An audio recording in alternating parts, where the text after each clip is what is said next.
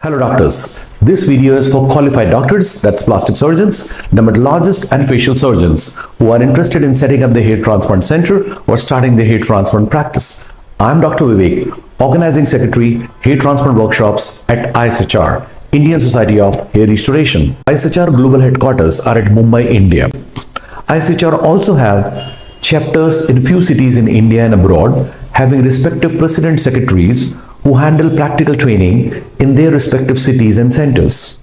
We are inviting experienced hair transplant surgeons across India and the world to associate with us to offer to qualified doctors hair transplant practical training at their respective centers. So let's discuss in brief about ISHR workshop, curriculum and topics which we are going to cover for you.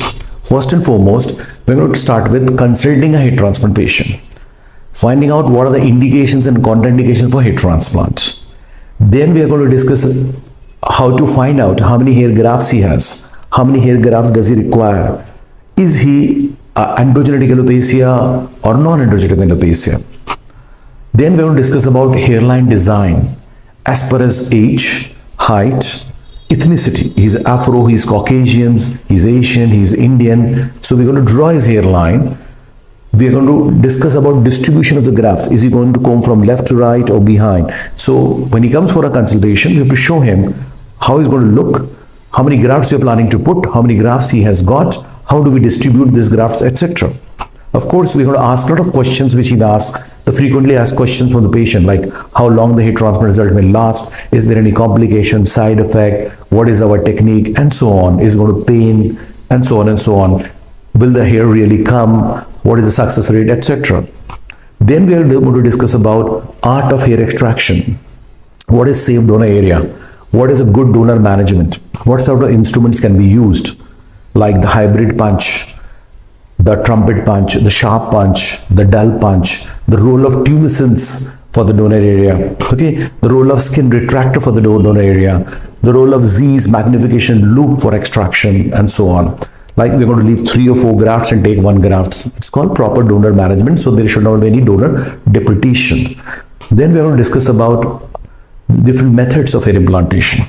We're going to make a slit with sapphire blade, and we're going to implant with the forceps, one method. Or we're going to make the slit with a sapphire blade and implant with a keep implanter, the second method. Or we may not make any slit and directly implant with the direct pen method.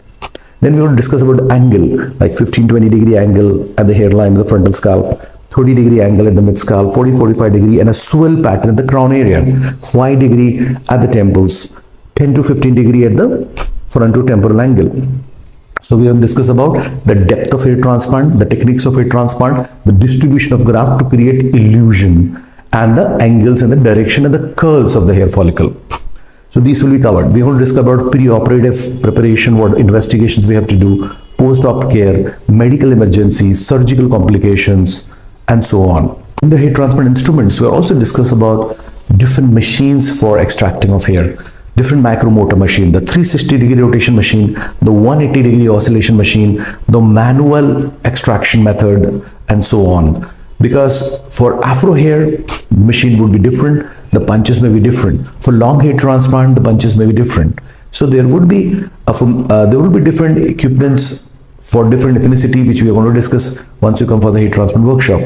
We are also going to discuss how to reduce post-FUE macro scarring or white dots. We use biotech products to reduce it. Okay. During analysis, remember, we're going to check hypertrophic scar, keloid, is he having any cardiac issue, respiratory issue, epilepsy, autoimmune disorder, LPs, psoriasis, alopecia areata. So, you have to thoroughly evaluate him medically as well as scalp, so that you don't take on cases which were not indicated. That's very, very important. Another important factors which we have to discuss is how to extract quality grafts. The graft should not be transacted. Okay, if you need soft hair from nape of the neck for a feathery hairline around 150, you should store it separately. Then you will need around 2-3 hair follicle which are single for the transition zone, so that should be stored separately. After that, you should be cherry picking and taking out thicker grafts like 2, 3, 4 follicle. And the most important is don't damage them, don't let them dry, don't avoid transaction. So initially you will have little transaction, but as you become a senior surgeon, your transaction rate should not be more than 3%. So there will be a whole discussion about the science of hair graft extraction and how to prevent transaction for better hair transplant results. We will also discuss comparison between FUE, the new techniques where you take out single graft, follicular unit excision, as well as FUT where you take a strip. Where this should be used FUT, where FU should be used, where there should be combination of the two. What are the advantages, disadvantages of the FUT, the strip method, and what are the advantages and disadvantages of the FU method. We're going to discuss about terminology in hair transplantation, and of course, there is sometimes confusions of different types of FUE. So we'll dissect it, the principles behind naming of a particular technique of FUE. Then the two most important thing, exclusive with very few clinics, that is a new technique called instant FUE we want to discuss. See, as you see, most of the time the hair grafts were taken out and they would be keeping hair graft for 5 to 6 hours outside. Now they may die or the survival may be reduced, maybe I'm saying, because if you cut the finger, immediately within an hour you have to suture it back or it's gone. If a fish comes out of the water, it has to be put back. So the temperature on the scalp is 37.2 degrees centigrade. And the temperature outside, with most of the people are putting in a chilled container. So this difference of temperature certainly can damage the grafts.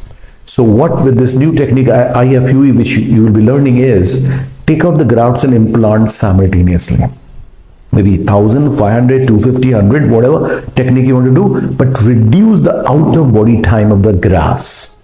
So that, see, the moment the graft is cut, its blood supply is gone. Where is it going to get oxygen from?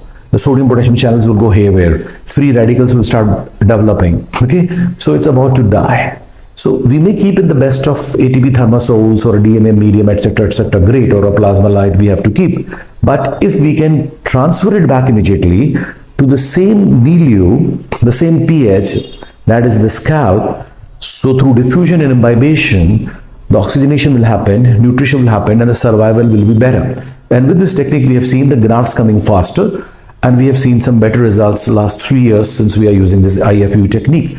So the people may call this with different name, but it's pretty new technique, and we are quite sure in the future this will be the technique in the world. So instant FUE technique, simultaneous extraction and implantation of a graft. We have a special chair for it, and certain ergonomics have to change. The team has to be bigger. Another important and unique thing which we want to cover in the hair transplant workshop is special care post-transplantation of the hair grafts. That is, as you see, if you want to put 4,000 plants in your garden, not all are going to grow. Similarly, if you're going to put 4,000 grafts, maybe not all are going to grow.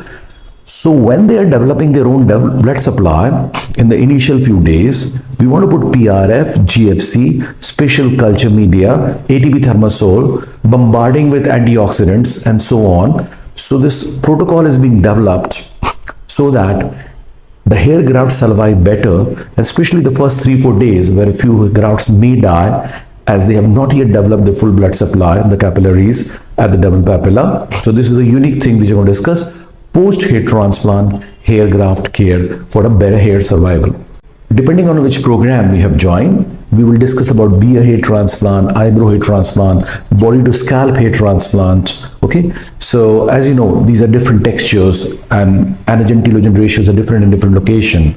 So we're going to discuss about eyebrow, burn scar, body hair transplant, beard hair transplant in the advanced program of fellowship. Those who have joined for the advanced program for fellowship, we'll be covering these topics too. So there's something called branding. Positioning, what do you stand for? Like people love if you're doing only hair transplant. So you're a specialist in that field.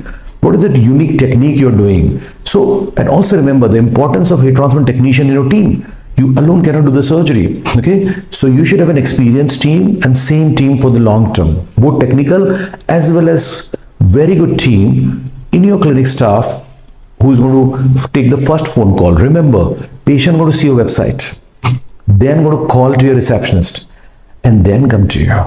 So before there's a lot of happening, so make sure everything is in place. Use hair transplant software so everything is systematic. After 5 years also you can SMS, WhatsApp or call your patient to know the status. So follow up is so important for your patients because the same patient is going to give you more patients. So we're going to discuss about branding, positioning, communication, hiring of the right staff, hiring of the technician, where to get them, what are the legalities, what are the taxations.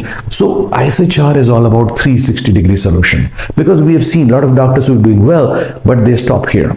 So we hold their hand, try our best to set up the practice, help them become more successful, but alone we cannot do, as a team we can do. So this is a very important aspect called the finishing touch. After you know everything, how do you come as a physician into the market and how you become a successful hair transplant practitioner. For any further queries, please contact the numbers below.